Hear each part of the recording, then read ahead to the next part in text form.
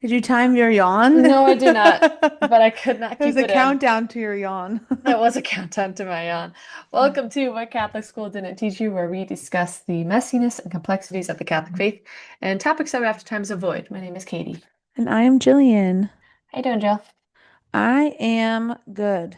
It has not been as hot the last couple days, No, it's been beautiful. so that has been quite wonderful, for sure. We got to spend this past weekend together, which With was great who? with you. Oh, And the great place of Mystic, Connecticut. Mystic. Great place. So underrated. Who knew? For sure. Oh, and I forgot to I meant to text you when Rich asked me this.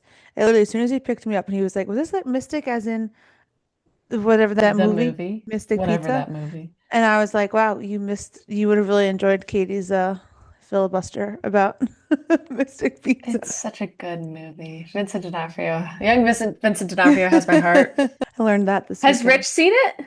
Yes, He would agree then. of course he has. Young Vincent D'Onofrio. Yes, he's a big movie guy. So is Mystic Pizza a real place? It is a real restaurant. Oh. Supposedly it's not very good, which Oh, is that's why what we, you asked when we saw it at the yeah, bar my best next friend to. at the bar. Yes, she was just like it. We were like, He oh. was a local. And I was like, we had mangoes. She's like, mangoes is great. And I was like, what about Mystic Pizza? Does Julia Roberts work there? Dude. And she was like, no, to both. Don't No, go. to both. It's not good. And Julia Roberts is not there. So it's not worth the time. That's upsetting. I know. But other than that, it was great. Big cute little place. I had a great time. So that was nice. That's really all that's going on, unfortunately. I'm just hanging out with Trevor, my doggy, and that's really about it. Nice. How about you, Katie? I'm good. School starts up this weekend, so kids are moving back onto That's campus. wild. And I know. So just getting ready. First mass is on Sunday, so we're just prepping. We had a good weekend. It wasn't just Jill and I, our a bunch of our other friends were there as well. Hmm. So it was a full house and full of children and laughter and Yeah, fun. So I'm good. we love to hear it. I can't believe it's so now this will be because technically, I was not employed at a school for last Mm. school year. And now so this is the second time I have not been attached to a school at the start of a school year. And it's so odd. It's Yeah. such a weird feeling. I know a lot of people have been going back this week, even younger kids, which is reflected in the traffic, which is honestly the worst part of this. It's been glorious commuting to work Oh yeah, parking over there the was a summer. nightmare. It's so annoying. Oh my gosh, it's taking me so long to get home again. So that's unfortunate. But also, it's just so interesting how much life revolves around school in every sense. When you're in it, when you're out of it, it's interesting. It is. So it's While weird. we're talking about traffic, and I have a bone to pick Oh, with Cornell's parking and security police force, whoever they may be. It's moving. I was told parking is free everywhere. mm-hmm. I was told no matter where you park, it's free. My Uh-oh. car is registered to be able to park on Cornell's campus in a specific lot. But again, I was told everywhere you park is free. Now, anywhere I would normally park, I would pay to park. But I was told it was free. So I didn't pay. And I got back to my car. Oh I had no. a ticket. Ugh. So I'm coming for you, Cornell. Coming So, for you. question though, I'm not paying that because $15. but it's Cornell. So you don't pay it, what happens? Nothing, right? I Like think they're this gonna is the hold your second time I've gotten a ticket there and haven't paid. So theoretically, not paying your ticket. theoretically, I get one more strike. And you know what? I'm not paying. No, bone to pick with them on that one too. I was very pregnant. It was very hot. And I think that should be an excuse. For It's the sure. dead of summer. No one was there. I think that That's should be rude. a legitimate Yeah. reason to park in a space, whether or not you have a pass for it. Wait, so do you have to pay for parking for every time you go to work? Just when I go to Cornell's campus, because that's where my staff meeting is. So just once That's a day. bananas. Yeah, it is bananas. But not That's as bananas bananas. as I'm gonna go on Cornell. I'm not And paying not this, Savannah not banana. paying this Actual, not $15. good bananas. No, not the good bananas, the kind I'm allergic to. Yuck. Oh, that's rude. Anyway, that's my rant for the day. But I always thought that tickets and stuff that campus police gave were fake, and I never paid them. No, they're Come at very me, real. But I don't know. I guess we'll find out if I get a third ticket. right? Roll the dice, see what happens. They were ridiculous. Like, come on. They're gonna boot me for 15 bucks. I guess now it's 30 bucks, but I think nothing's gonna happen. But now that I say that tomorrow you're gonna go out to your car, it's gonna exactly. happen. It just came to my house to boot it Just in your in my driveway. drive. Oh gosh. Well, let's get into it. All right. So we were talking to our friends this weekend, and we asked them if they had any thoughts on what we should talk about. And shout out to our friend Riley. She gave us a lot of really great ideas. She made a whole Google Doc. Our new Our content content. creator, Riley Yeah. Casey. But she brought up a point that I think was really interesting and really, we've been talking a lot about current events on this pod. And she wasn't saying this in relation to that, but just in general. There's a lot going on in the world, and it's overwhelming how much sadness and cruelty and just flat out defying the Constitution that there is going on in just our country, let alone across the globe. It's overwhelming. It's very scary. But you brought up the point that sometimes we're so focused on everything that we can't do that we completely freeze and then we don't do Mm, anything. yeah. And it's not always the healthiest to watch the news, depending on your mental state. It's not always healthiest to get on Instagram and doom scroll. It's never healthy to doom scroll, but it's not always healthy to get on Instagram, period, and see everything that's going on in the world. There's so much, and our brains aren't meant to take in that much information at once, I think. Right. So, as a Catholic, I guess the tension lies in we're called to serve. Is it, I wouldn't even say a sin, but is it not, is it unchristly to dedicate all of your brain space, all of your energy, all of your time, all of your money to every single thing that you see going on? Is that what we're called to do as Christians? To focus on every single thing that needs to be fixed, that needs to be served, that needs attention, that needs money? Or is it equally as Christ-like to say, I'm going to focus on this? This is where I can put my attention. This is where I can put my effort. And how do you get out of that freeze mode, right? How do you get out of that fight or flight to find the service that's right for you? Right. Yeah, I think, and it's funny because I think about the way that my anxiety manifests in smaller ways, and it's to freeze. Mm, Sometimes, even if it's something as small as just like cleaning the house, and I just feel so overwhelmed that instead of just being like, "Okay, I'll just tackle one room, just do that," I can't do anything. I'm just frozen in this perpetuating of it's so overwhelming. There's so much I can't get a handle on it. And that's not helpful. So, in the same way, if we're looking at the world and what our role is in being good neighbors hmm to one another and loving our neighbor, like, how do we do that?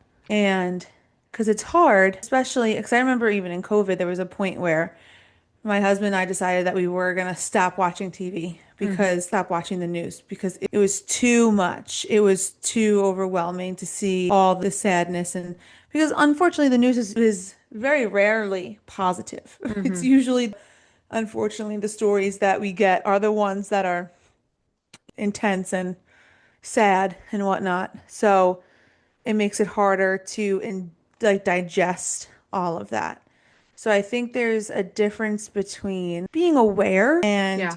understanding, having a grasp on what it is that's happening. But when it comes to shouldering that burden or that pain, not allowing it to just cripple you, hmm but say, how can I use this to be a better neighbor in whatever way that I can? On either a smaller scale or a larger scale, because sometimes people are in positions where they could do things on a larger scale, especially depending on what the situation calls for. So I think that was a really good thing to think about because as people who love one another, we want to we want to be there for other people and want to feel like we're making a difference and we're Mm, not just sitting by and watching these horrible things happen just living our lives. Where's that? How do you find that balance? By being aware and wanting to help, but also recognizing that you can't do everything. I think that's a really good phrasing of it is how can I stay aware without drowning Right. in it? Because none of us are any use to anybody if we've completely drowned. The other thing is, I know I do a lot of call to actions. I know I do myself put my faith in a lot of the way I view what's going on in the world. But I do think that there is a fine line between am I making this a bucket, not even a bucket list, am I making this a to-do list of to ease my guilt, right?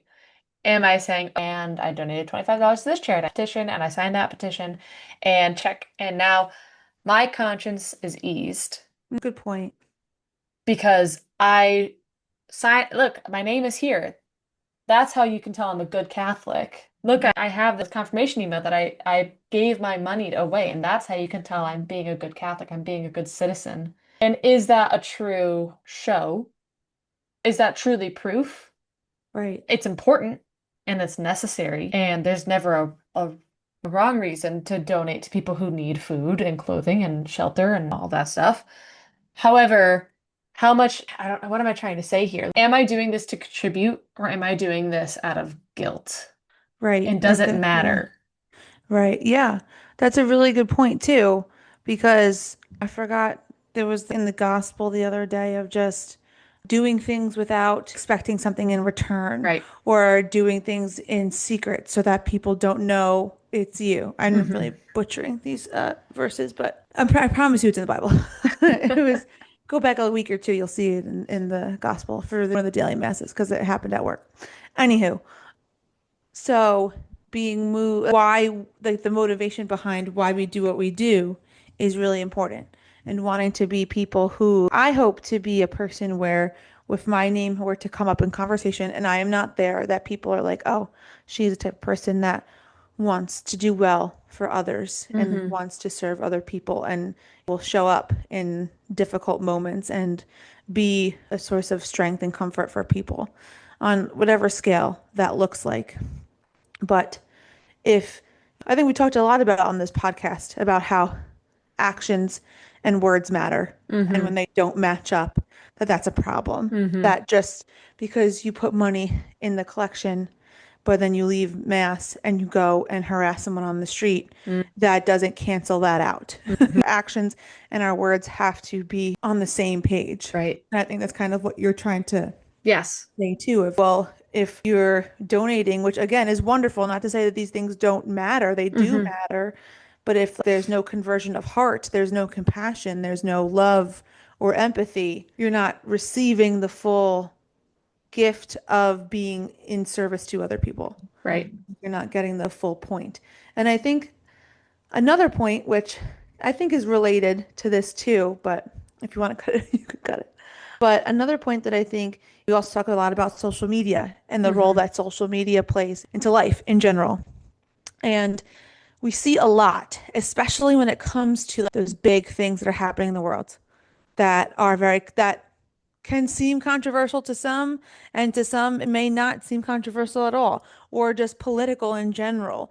And we see we're living at a time where we have a job called influencing, and these influencers get paid to Influence. promote, yeah, to influence and to promote products and all this stuff. And then it leads us to have to determine who they say they are. Hmm. Are they promoting this hair product because it really worked for them, or they're getting paid a sack of money to say that this stuff is good, but it's going to make my hair fall out? So that becomes this idea of authenticity, then becomes really important of, and then who are the people that are they're saying, I turned down so many brand deals because I refuse to promote something that I don't love, and they want us to buy into them. Hmm. And now on the same token, people get really upset when these same influencers are not commenting on Gaza or the presidency or insert hot button topic here Hmm. where people like you have a platform for to be an influencer. I'm no influencer. I have like 5 followers. That's not that I'm not influencing anything. besides those five people, maybe. But these people have like thousands, sometimes millions of followers. And if they say something, it's going to make people think. Even if it doesn't change their opinion, it's going to make them think. And a lot of people get very upset when they see their favorite influencers not commenting on Hmm. things that are happening to the point where this idea of being canceled, of them losing their platform, people unfollowing them, people stop using their links to buy products.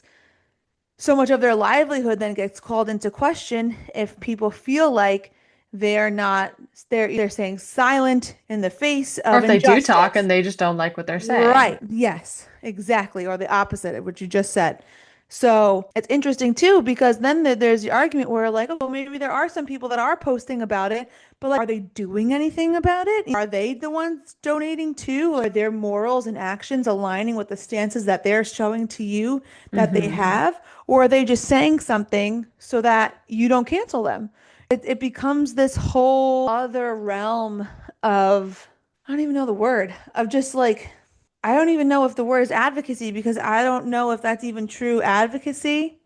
Oh, But it's like, but we demand people to take a side and we want that to be clear and we want to feel like the people that we support are good people. I see the phrase all the time on, online. Oh, we made the right person famous.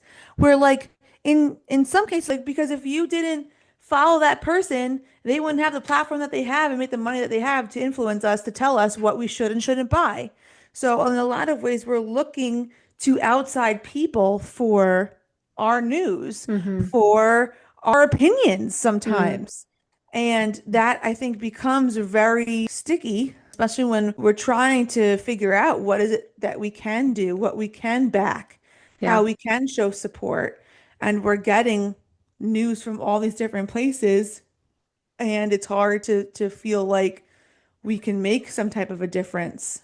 And on the influencer front, I think the reason why it became so popular is because being told, oh, and I'll do that and I'll look like that person. I will be as Right. successful as that person. I will be as wealthy, as loved, as popular as fill in Mm. the blank as this person because I used that hair gel, Right. because I used that app, because Right. I followed this Mm-hmm. personal trainer.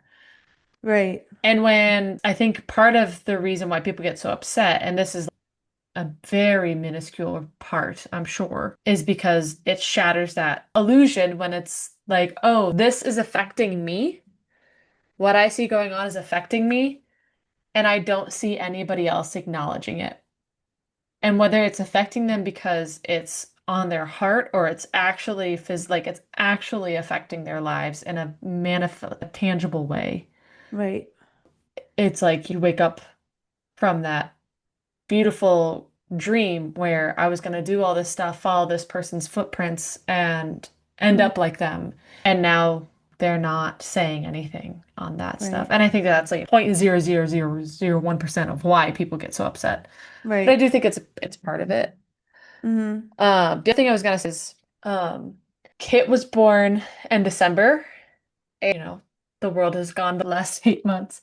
And I Mm-hmm. remember at the start, my husband Jake talking about how he so desperately wanted to do something, to be involved, to help do something to people, to advocate for, just to that's gone isn't exactly the way we want it to be going on. If you know Right. what I'm trying to say? Yeah. And wanting so badly, and I too, wanting so badly to find a way to make our voices heard and find a way to contribute to our community and um, our society and help people and lift people up.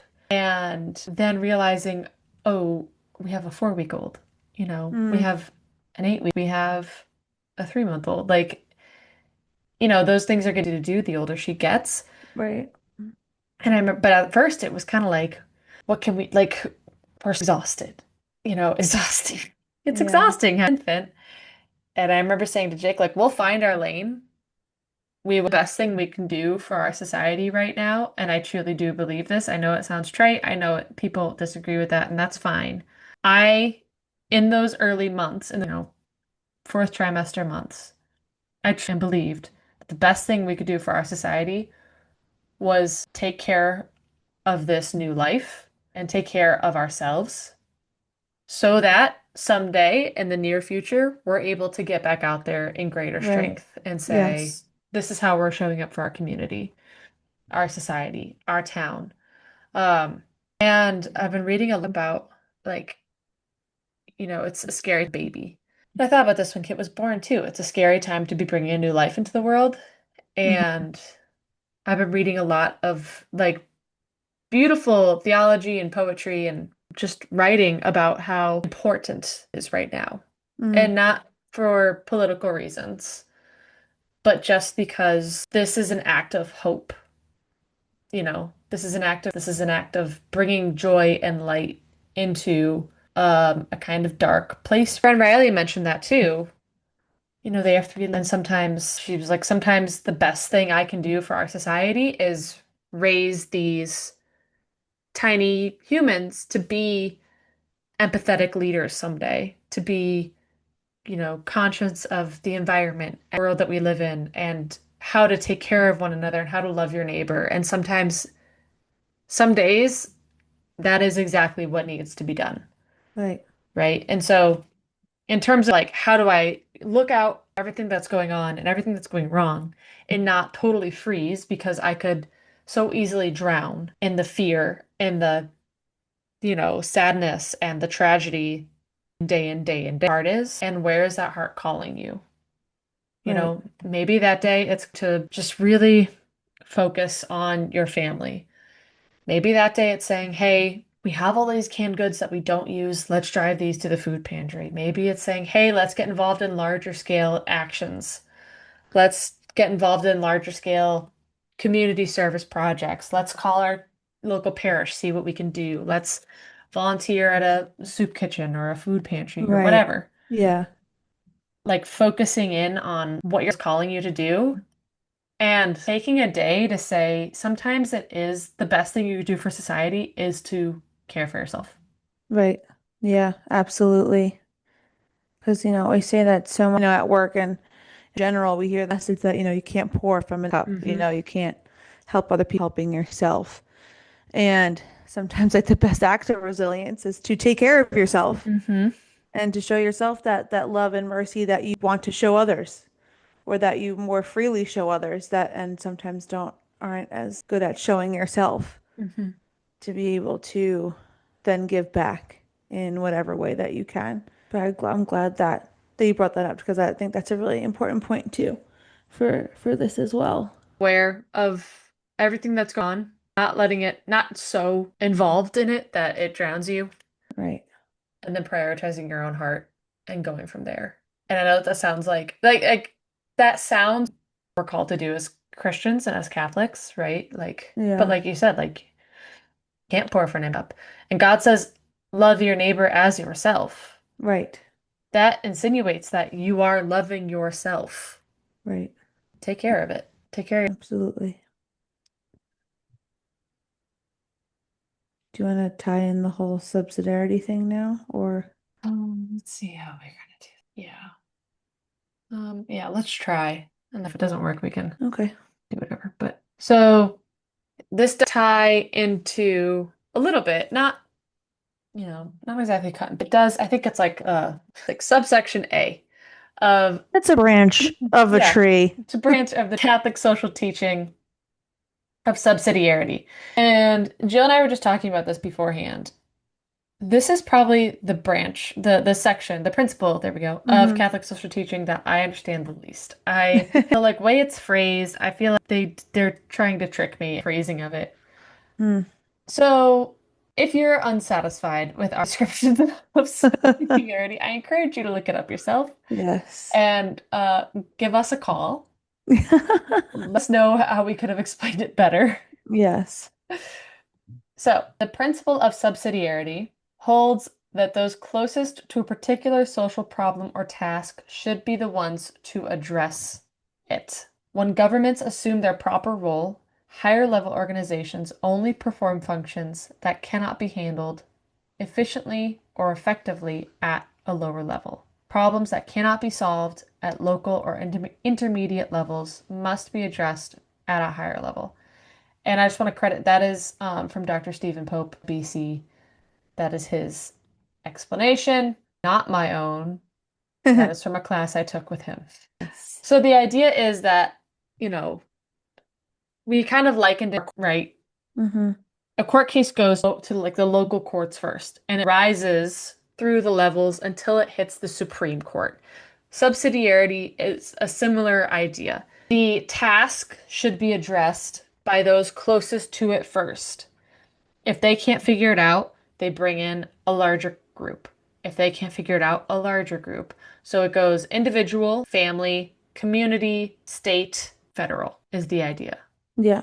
Like that's an example. That's not how everything's gonna go, but that is Mm-hmm. an example. So an example that Jill looked up earlier talked about how a healthcare crisis in a specific town should be handled by the hospital in that town first Right. because it's closest to the problem. If they can't figure it out, then they bring it to the state. If they can't Right. figure it out, then they bring it to the federal government. Like Right. that is the idea of Yes. how does this relate to what we're talking about? Great question. Thank you for asking. We're viewing this, and our friend, this is credit to our friend, right? Our content creator, Riley.